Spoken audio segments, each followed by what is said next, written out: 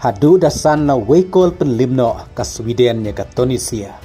Hakabau Alexander Isak bad Victor Gyökeres klay asis Markeliang. Bad wadla orang ilaka jong kari Sweden katau Yasin Ayari layo ban tepkol ningkong du. Haka tournament ka FIFA. Henry Yasin Ayari pat uklem celebrate balayo tepkol. Ka kadau tong sepej haka nega video kendian.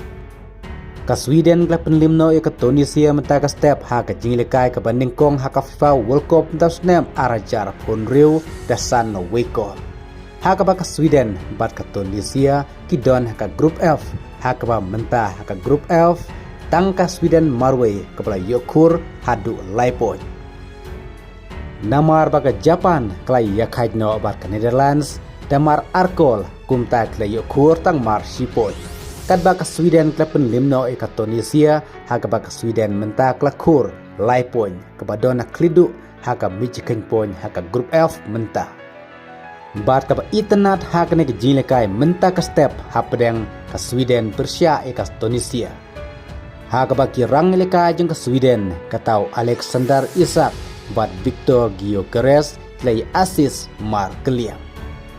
Ka Sweden kalayoban tepkol ningkong haka menit kebah new lingbau Yasin Ayari. Nang ta ka Sweden kalayoban tep ya kol ka arah haka menit kebah laipau lingbau Alexander Isak ya kepala asis da Victor Gyökeres. Henry ka Tunisia kalayo ya ka shikol haka menit kebah sapulai lingbau Ricky.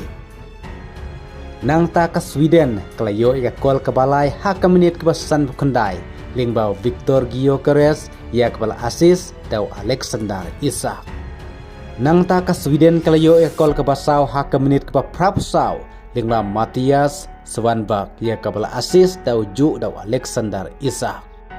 Bad ya ka kol ke basan layo ban tebiang dau Yasin Ayari ya kepala asis dau Lucas Verbal.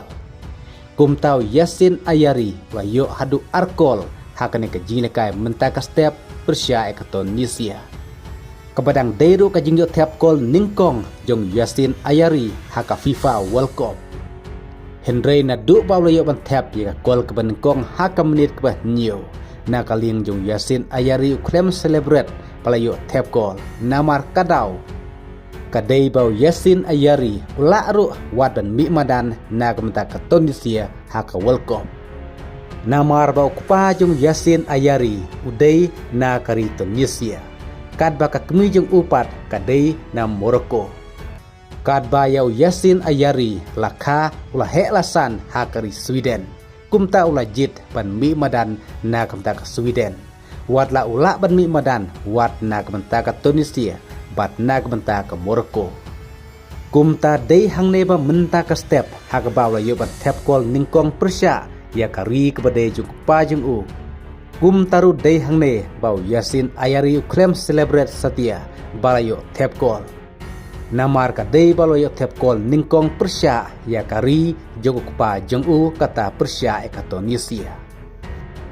Kum taru tang haka simi madan keban ningkong menta haka neka World Cup pun kibala pai kemat syau Yasin Ayari berang don tang arp laisnem karta.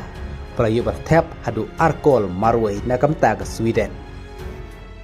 Kum taru tongen sepej sa ke jinlekai jong ka Spain sibit minmit haka por kendai jiteng Persia ek kapa kublai sibut.